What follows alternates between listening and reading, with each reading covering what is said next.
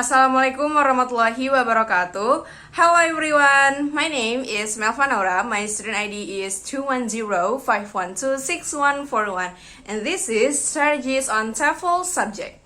In this video, I would like to present a material called Learning Styles from a book namely Ways of Thinking by Alan Pritchard.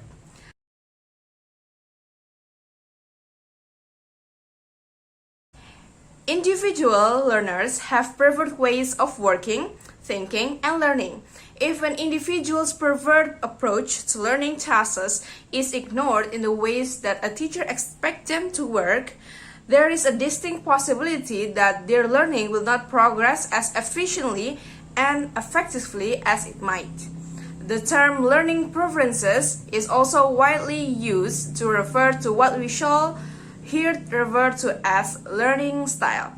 Learning style is defined variously as first, particular way in which an individual learns, a mode of learning, an individual's preferred or best manners in which to think, process information, and demonstrate learning. An individual's preferred means of acquiring knowledge and skills, and last is habits, strategies, or regular mental behaviors concerning learning, particularly deliberate educational learning that an individual displays. The term learning preferences has been used to refer to the conditions encompassing environmental, emotional, sociological, and physical conditions that an individual learner would choose if they were in a position to make a choice. Over many years and through many research projects, including close and detailed observation of the way we communicate, there are three particular learning styles: visual, auditory, and kinesthetic have been identified.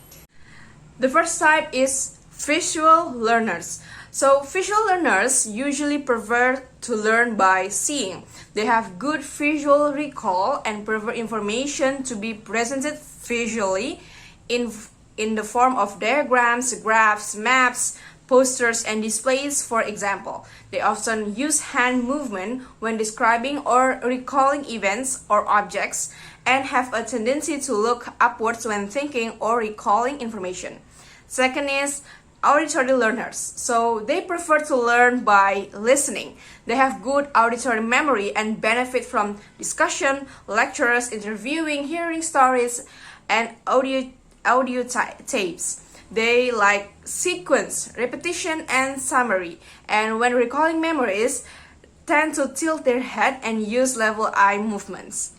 The third is kinesthetic learners. Kinesthetic learners prefer to learn by doing. They are good at recalling events and associate feelings or physical experiences with memory.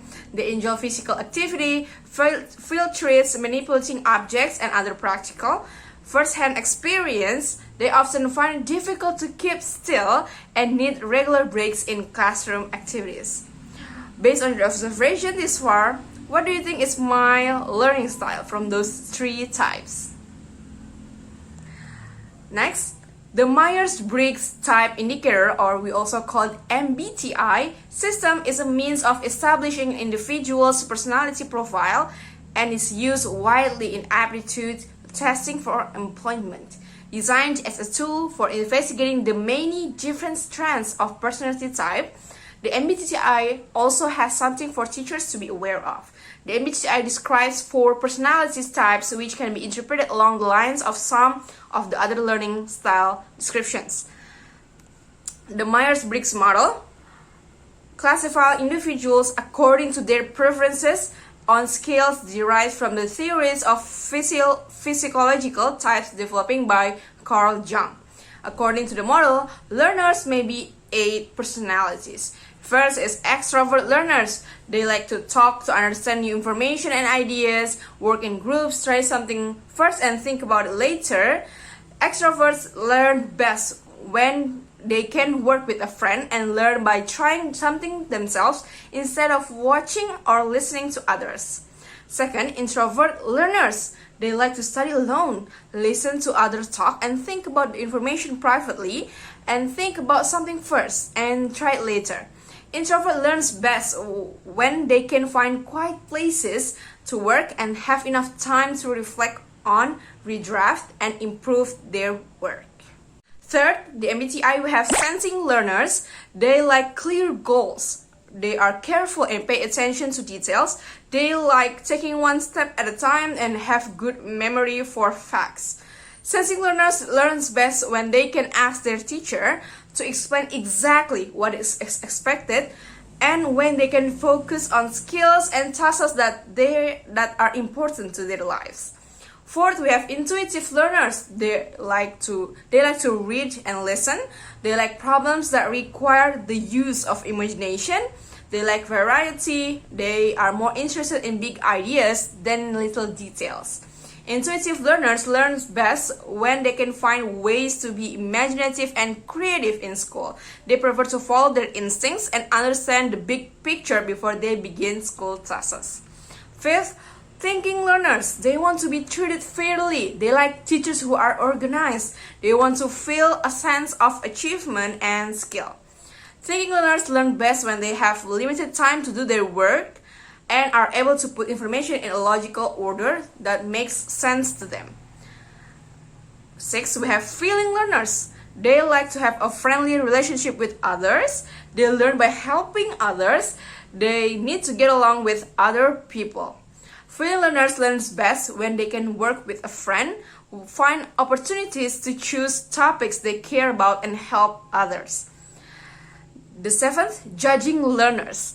They like to have a plan and stick to it. They work in a steady, orderly way. They like finished projects.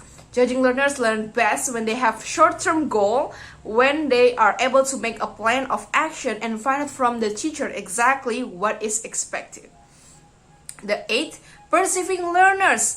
They are open to new experiences in learning. They like to make choices. They are flexible. They work best when work is fun. Perceiving learners learn best when they find new ways to do routine tasks in order to generate interest and to discover new information and ideas. So, studies show that many teachers are of the intuitive type, preferring abstract and theoretical ideas. This learning style preference is often reflected in how they plan for learning in their classrooms. The needs of their pupils, their students, who will have a range of different and difficult learning types, are often neglected. Now we have learning styles and multiple intelligences. So, Gardner and Hatch conclude that it may be worthwhile for teachers to detect the distinctive human strengths and use them as a basis for engagement and learning.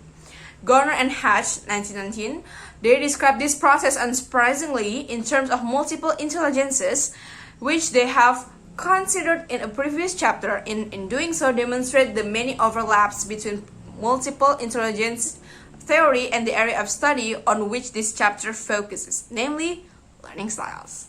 So, the first intelligence is linguistic or verbal learner.